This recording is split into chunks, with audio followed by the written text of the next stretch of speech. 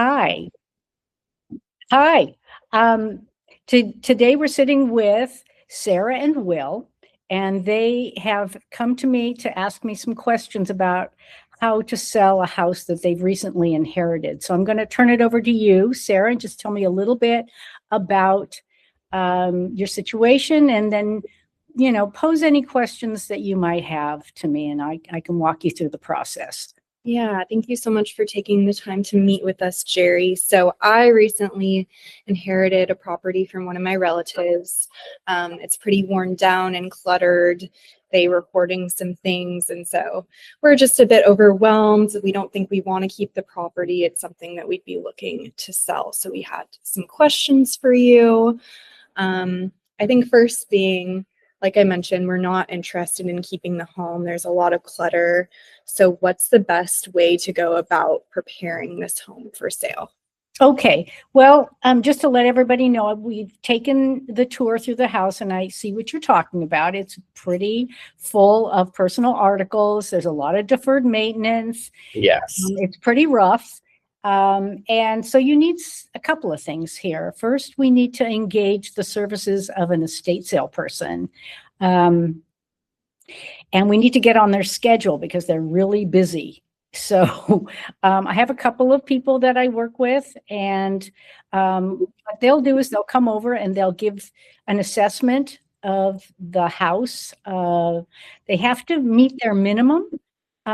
So it's somewhere around $3,500 that they think that they can net to themselves, and they take a percentage of the total sale.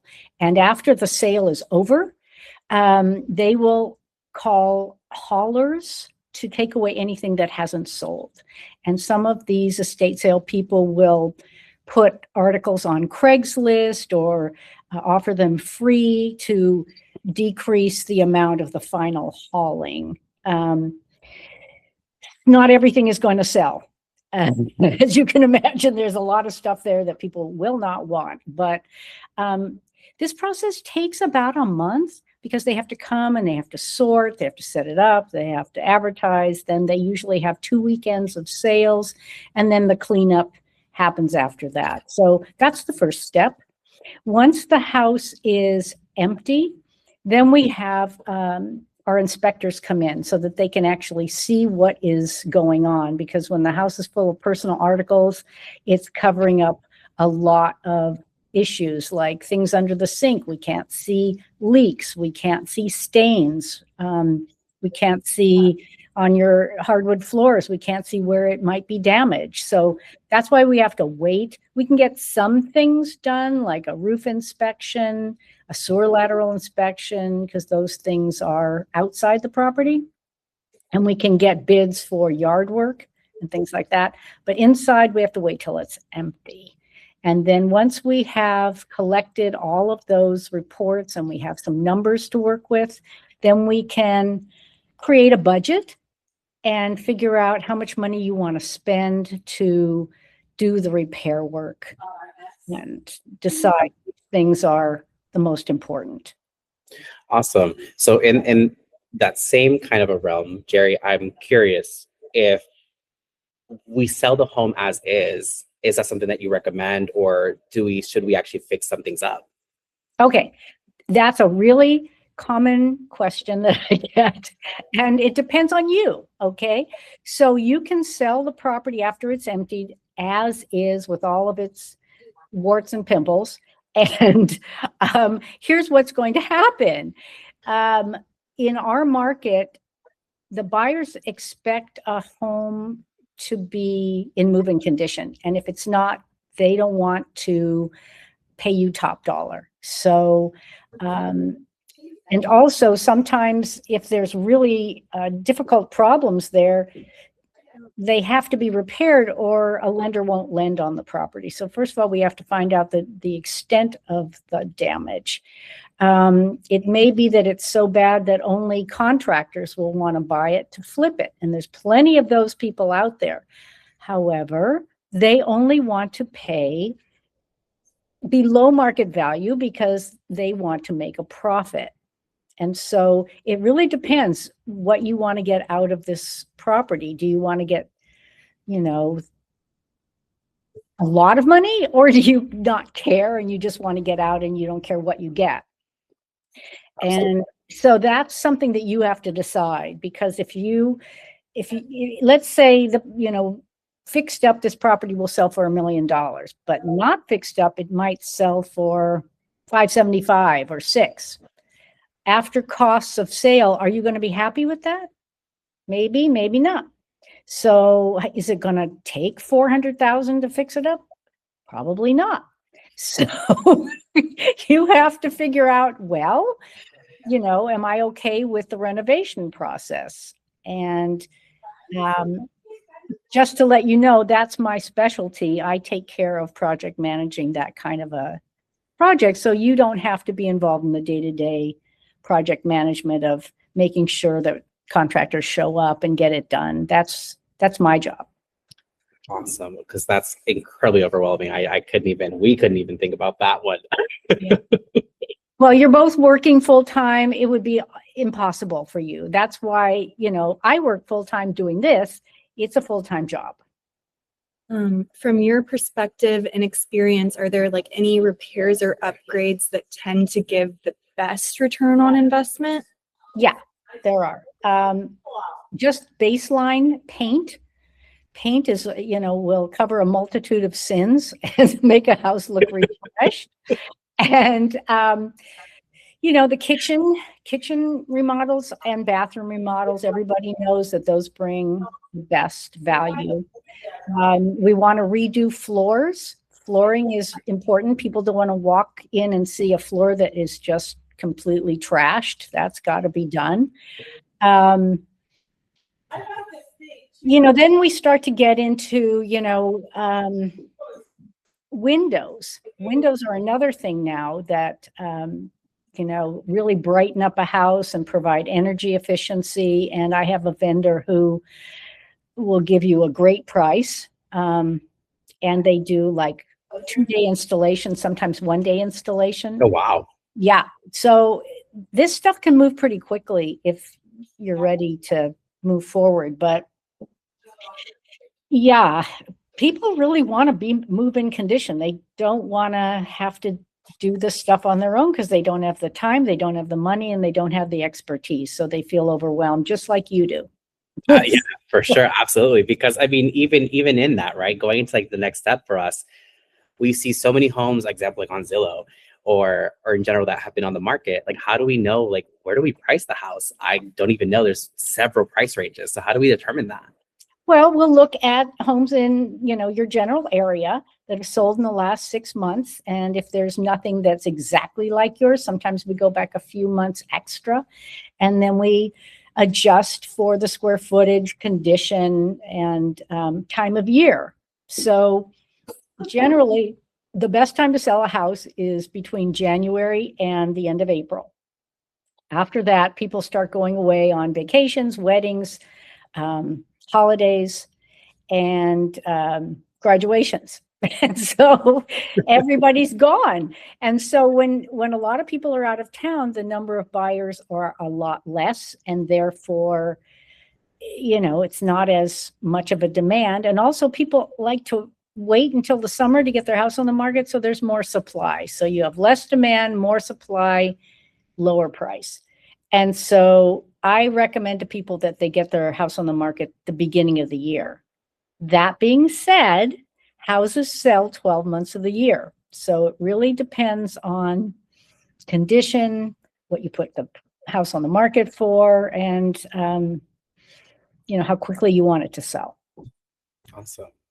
And then kind of going back to preparing our home and all of the clutter, once we get all of that out, would you recommend staging it? And is that a cost that we'd have to cover up front? Because there are some, I mean, you saw the property, there are some furniture that's in there. Do you think that works, or do you suggest staging? Okay. So I often get asked that question, and we have stagers and they have inventory, and their inventory works with their the way that they like to present a house. Unless you have a lot of contemporary furniture or furniture that's, newer, that they can use, they prefer to use their own inventory. And yes, that's a cost that you will incur.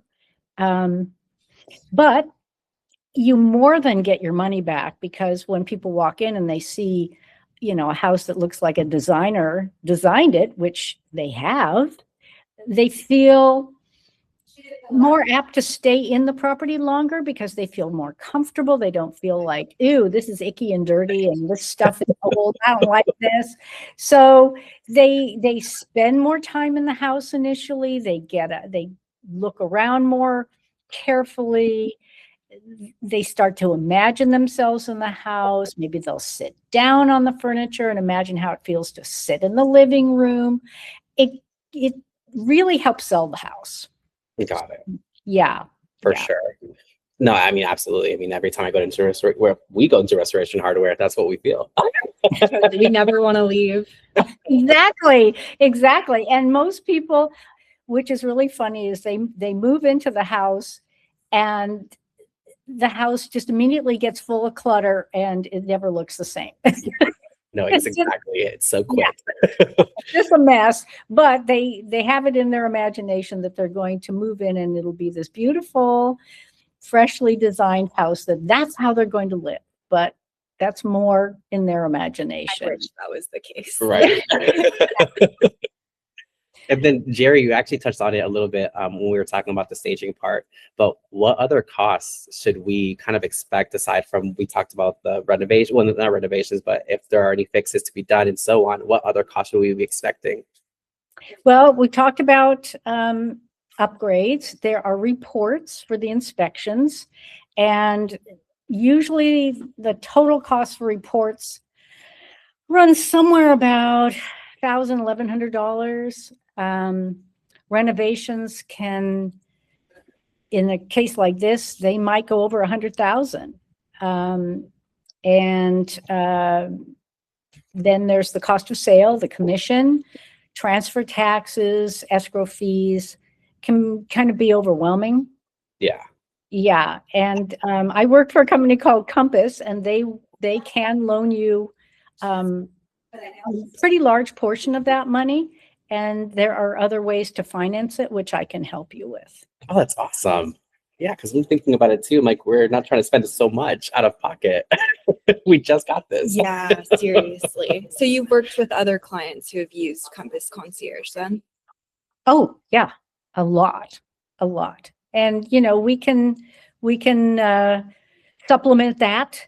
So it's not all out of your pocket, because I'm sure the last thing you want is to come up with $100,000 that you may or may not have at the moment. Exactly. No. Yeah. See, we're trying to avoid surprises. Yes. Well, you're not alone. Pretty much everybody's in the same boat. So, we have a system that works, and you're going to make a lot more money than you would have if you didn't do the work. Absolutely. I mean, Geri, you've been doing this for so long and you're so knowledgeable. What can you say has been kind of like the key thing that surprises like your clients during the selling process? Oh, well, when the furniture's gone and all of the problems arise, they're like, oh my God, I didn't know there were all these things I had to deal with, because it's been, the house has never been evaluated. And it's always a shock to get a pest control report or a roof report, because I didn't know it needed a new roof. It's never leaked. Well, roofs only last so long, and then they have to be repaired and replaced. So it's always a shock to see the reports. That's the biggest problem I run into. Got it. Since this would be our first time selling a property, I think we're both pretty anxious about the process. Is it okay to reach out to you at all times? How often can we hear from you? Well, in my previous life, I was a nurse practitioner in psychiatry. So Yeah. So I am absolutely open to you calling me and I can talk you off the ceiling. Yeah, I'm happy to do that. It's not a problem. My clients call me all the time.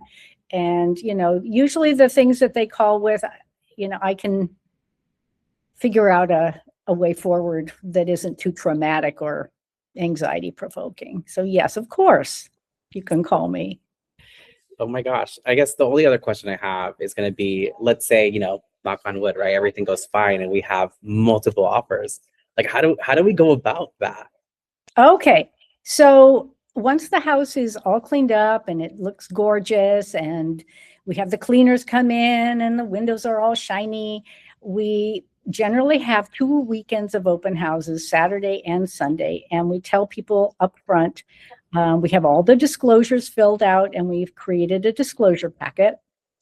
And that's readily available by email to all buyers. And they are required to read that and sign off on the receipt for all of those disclosures. So we notify people and agents that the property will have offers reviewed, usually the Wednesday after the last open house.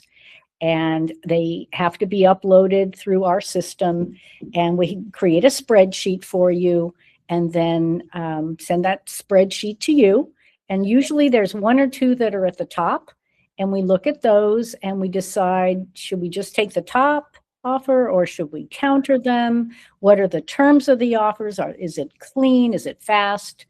Are people asking for money back? That sort of thing. So we have like a time set aside on the offer date, usually about an hour to review what's come in, and then we make a decision. Oh, great. Yeah, no, honestly, Geri, again, thank you. I can't thank you for your time. I think I can speak on both of us that we're equally anxious, but also excited to be working with you on this one. Do you have any other questions before? I guess, what is your biggest piece of advice to like a couple in our situation? Well, take a deep breath.